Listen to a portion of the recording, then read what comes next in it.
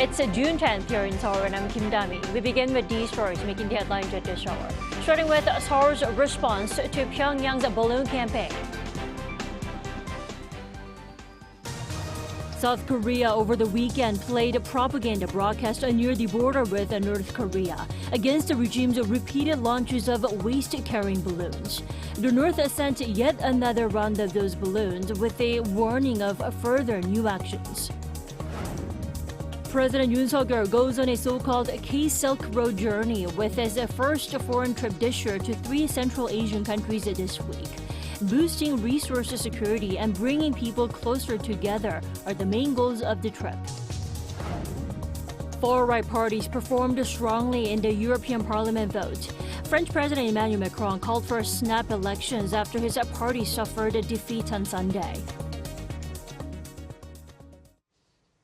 South Korea has resumed the broadcasting of anti-Pyongyang messages along the border in retaliation against the North's trash-carrying balloon deliveries. The regime snapped back, warning of new responses. Our defense correspondent Choi Min-jung reports.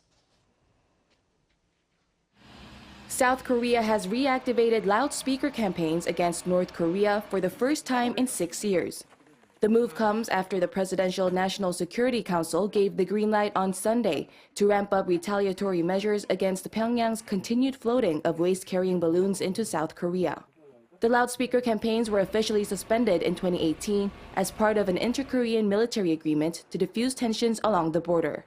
The last broadcast was in 2016 as a response to the North's 4th nuclear test. It aired K-pop, news, and criticism of the regime's human rights abuses, drawing anger from the North.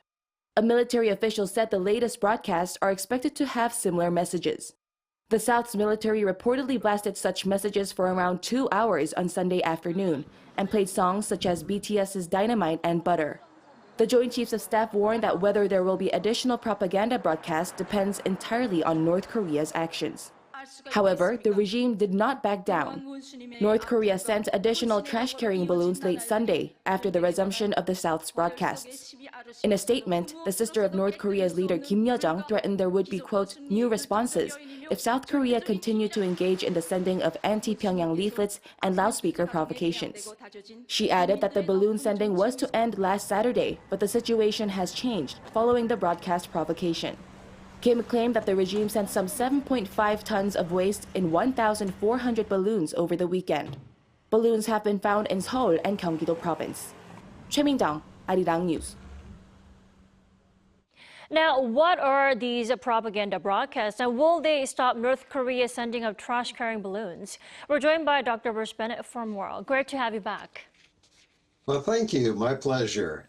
So let's start with what these broadcasts are about. What are they about? Well, the heavy element is K-pop because we know that's very popular in the North. And so lots of people in the North will listen to that, especially the soldiers in the forward area. And it's important to remember that many of the soldiers in the forward area are from the elite Songbun. They're people who are from the elites out of Pyongyang, children of elites. So reaching them is something which the North is really not going to like, as they demonstrated in 2015. In 2015, they were willing to come to the negotiating table over it. Now they seem to want to simply escalate. Right, so it's mainly going to be the contents that North Korea, the regime, is not going to be too happy about. Then the question is, what are South Korea's strategies here? I mean, why the resumption of these propaganda broadcasts as a response? Well, you remember in 2015, the North Korea set up a landmine in the demilitarized zone that injured 2 soldiers. The South restarted the broadcast then, and that was so offensive to the North that with 2 days, they had agreed to negotiate to stop the broadcasts. And North doesn't seem to be taking that approach this time. They seem to be prepared to escalate. So it'll be interesting to see what they do and what President Yoon and his people have in terms of next steps if the North does escalate. This is a case where this may be more difficult to try and get to an end state that is agreeable to the South. Well, the question was, Are the broadcasts going to be effective enough to stop the North from launching the balloons? It looks like it's not working considering they sent more balloons after the broadcast. What's going to happen next? Well, so the Yoon administration announced that they were prepared to stop the broadcast if the North stopped its provocations. So it'll be interesting to see whether the North escalates and wants to have the broadcast stopped, or whether the South will wind up continuing the broadcasts. The broadcasts, the problem is the messages from those K-pop songs, from things about North Korean human rights, things really that Kim doesn't want his elite families in Pyongyang hearing about, and they will hear it through their children. So this may be a case where Kim threatens and then backs off, or it may be a case where he chooses to escalate. Right. Well, actually, North Korean leader Kim Jong-un's sister Kim Yo-jong said it herself that North will take further new actions. What kind of actions can we expect? Well, we could expect that they could send drones across the border. They could send their own balloons across the border that are not just trash, but other kinds of materials, leaflets, things like that they've done in the past.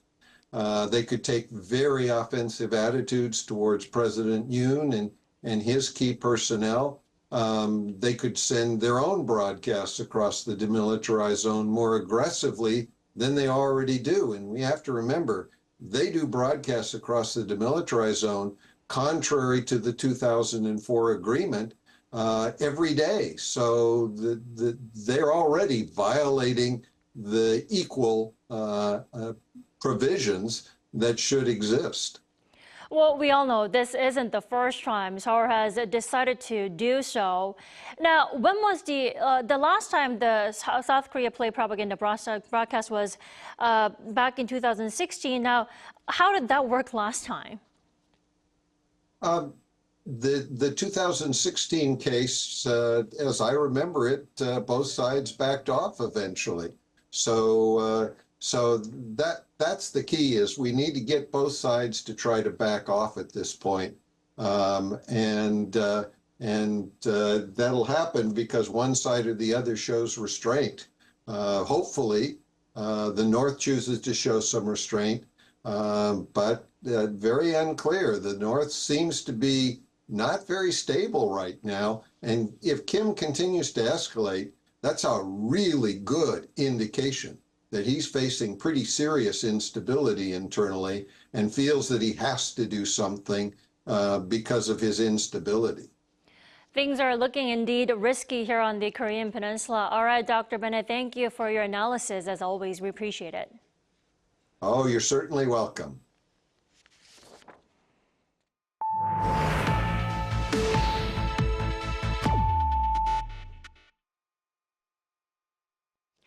President Yoon Suk-yeol sets off on his first foreign trip this year, heading to 3 Central Asian countries, with the first stop being Turkmenistan. This comes as his administration rolls out a new initiative for the region. It's called K-Silk Road Initiative. Our correspondent Oh Soo-young fills us in. President Yoon Suk-yeol will seek to secure energy and resources cooperation during his state visits to 3 Central Asian countries, embarking on his new K-Silk Road initiative. The South Korean leader on Monday starts his first overseas trip this year with a state visit to Turkmenistan, the world's 4th largest holder of natural gas reserves. Upon arriving in Ashgabat, President Yoon will hold a summit meeting with President Serdar Berdimuhamedov, followed by an MOU signing ceremony and a joint press conference. With bilateral trade at a modest $70 million last year, Yoon's visit will focus on establishing a foundation for more business activities and cooperation on areas like transportation and infrastructure. President Yoon will engage in deep discussions with Turkmen leaders on elevating bilateral cooperation to a new level, particularly in energy and plant sectors, as well as exploring new areas of cooperation such as shipbuilding, healthcare and education. Yoon will also hold a separate meeting and luncheon with Gurbanguly Berdimuhamedov, the former Turkmen president and People's Council chairman, on Tuesday, before attending a business forum. The South Korean leader will then travel to Kazakhstan and head to Uzbekistan on Thursday for top-level talks and business deals.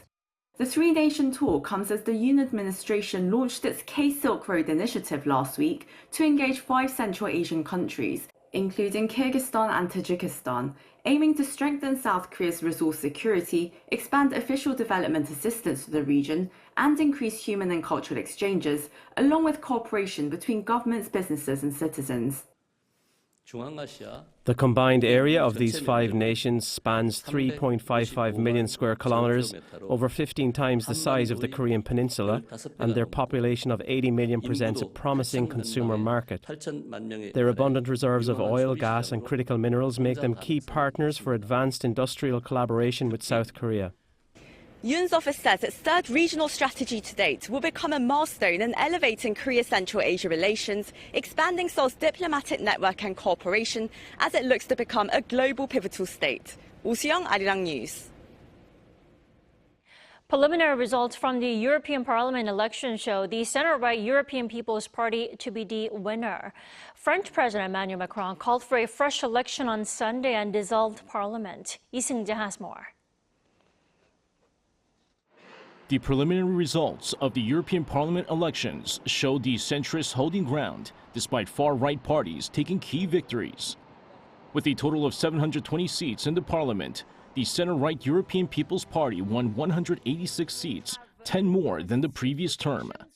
However, on the far right, the Identity and Democracy Party, the political home of France's National Rally and Italy's Lega Party, gained 11 seats compared to the previous term, thanks to National Rally's lead candidate Jordan Bardella garnering 31.5% of the vote, roughly twice that of French President Emmanuel Macron's Renaissance Party.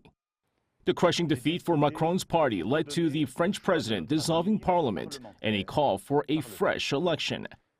Sunday's decision was met with disbelief by Macron's supporters, while supporters of the National Rally Party celebrated the announcement. The first round of the French parliamentary election takes place on June 30th, with the second round set for July 7th.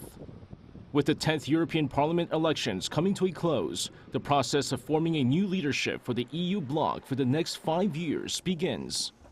The leaders of 27 EU nations will hold an informal summit in Brussels on June 17th to begin discussions on forming the leadership based on the election results. The candidate for the European Commission will be confirmed at the end of the month. With the European People's Party winning a majority in the election, its leading candidate and current European Commission President Ursula von der Leyen may continue in the role. Lee Sang-hyeok, Arirang News. The Gaza Health Ministry says over 200 Palestinians were killed during an Israeli hostage rescue operation on Saturday. The ministry said the Israeli raid on a refugee camp led to the rescue of 4 hostages, but killed 274 Palestinians, including children and other civilians. However, an Israeli military estimate says fewer than 100 people died in the operation. Now, among the rescued hostages were 3 people in their 20s and a 41-year-old who were held captive since being taken from the Nova Music Festival on October 7th last year. The League of Legends is one of the biggest titles created, and one of its most successful players is Lee Sang-hyeok, better known as Faker. Now, that being said, Faker's skills and strategy have earned him the first place at a Hall of Fame for the game. Kim Bo-kyung reports. The unkillable Demon King, the greatest of all time. There are so many titles given to T1 star player Lee Sang-hyeok, also known as Faker. And now he gains one more, the first ever inductee into the League of Legends' own Hall of Fame, introduced by the game's developer Riot Games this year. In recognition of Faker's stunning career and contributions, a promotional hall was set up in Junggu district. This whole building has been turned into a shrine for Korea's very own esports legend Faker, who is the very first inductee into the Hall of Legends. As you can see, so many fans have flocked to the site. 10 LCK titles, 2 mid-season invitational titles, and 4 World Championship trophies. The biggest trophy haul in League of Legends history. There were times when he struggled, though, especially after his consecutive MSI wins in 2016 and 2017. He went a long time without a trophy in the international arenas, and with his wrist injury, many doubted him, until he gloriously won the World Championship in 2023. With such a glorious career, fans agreed that Faker deserves his place in the Hall of Fame. For 11 years, Faker recorded 10 LCK victories and 4 World Championships. It's such an unprecedented record and no player can easily follow suit. It is quite rare in other sports for a professional player to be inducted into a Hall of Fame before their retirement. While saying he believes it is a reflection of people's recognition of his career, Faker said it is all the more meaningful for him. Regarding his truthful personality and good deeds, he says he tries his best to behave properly. Given that most of the audience members watching the game are quite young, they can be very much influenced. So I think I try my best to be careful, live a desirable life. As for how a professional game player should act, he said victories and fans' recognition are what make a professional player valuable. But something else matters more. What matters is if you yourself are satisfied with your work. Leaving my past achievements behind, I'll consider every new season a way to pave a new way, keep going on, and focus on future tournaments. 김보경, 아리랑 뉴스.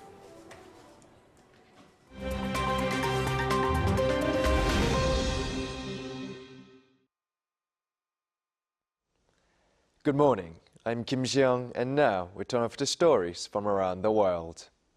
We begin today in India, where Narendra Modi was sworn in for the 3rd time as the country's Prime Minister on Sunday in a grand ceremony in New Delhi. In his speech as he was sworn in by India's President Draupadi Murmu, Modi said he will govern with true faith and allegiance to the Constitution, and that he will, quote, do right to all manner of people without affection or ill will. Modi took the oath on Sunday along with 72 ministers of the new coalition government. While Modi's Bharatiya Janata Party failed to win an outright majority, his leadership of the National Democratic Alliance coalition government allowed Modi to become only the 2nd Prime Minister to be elected for a 3rd consecutive term.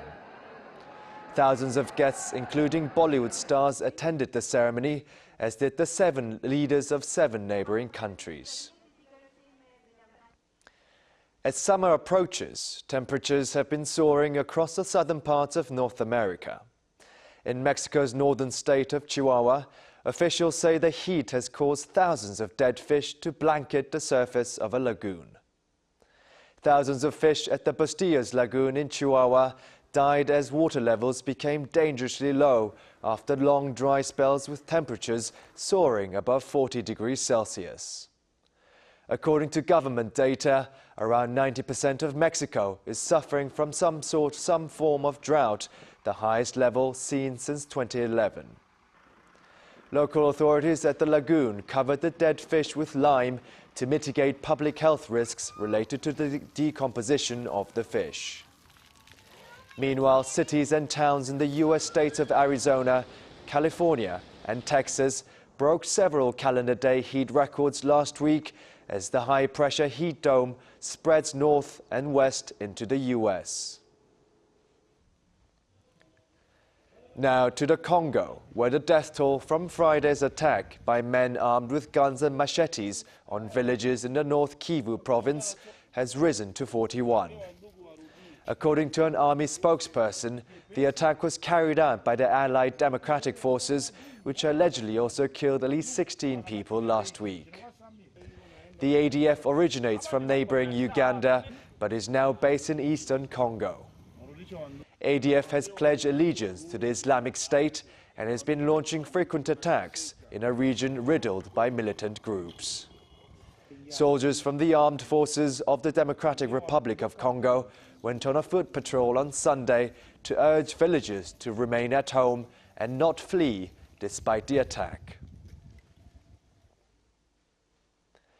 The iconic landmark of Brazil's Rio de Janeiro, the statue of Christ the Redeemer, is clad in traditional Korean hanbok clothing.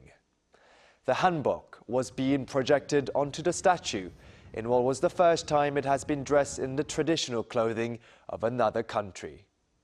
The event was to celebrate the opening of the Lights of Korea exhibition, which began at Rio's Museum of Contemporary Art from Sunday, and the G20 summit set to take place in Brazil in November. The Christ the Redeemer Sanctuary stated that the projected hanbok, chosen by South Korean designer Jin-hee Lee, represents a union between Korea and Brazil, while the garment's belt featured the colors of the G20 logo.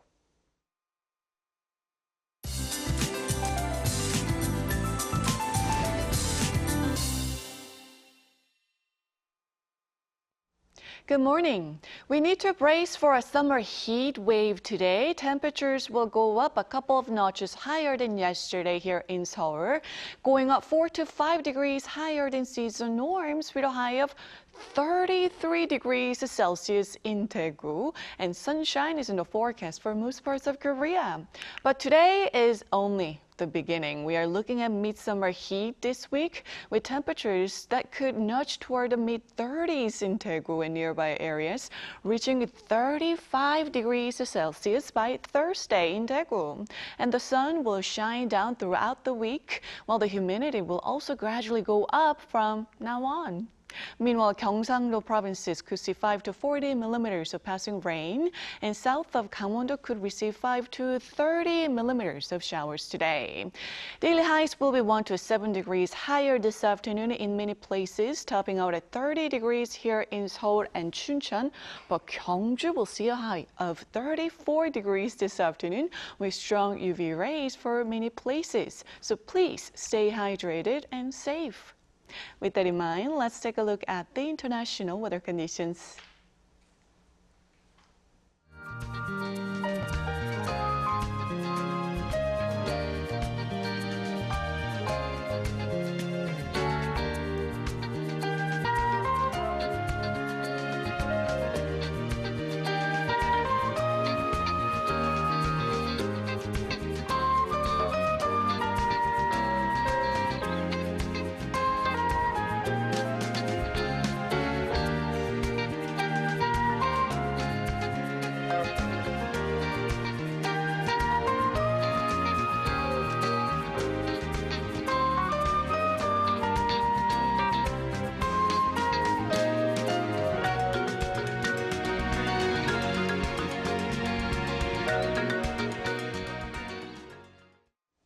We thank you for watching New Day and Arirang. We'll be back tomorrow at the same time, 9 a.m. Korea time.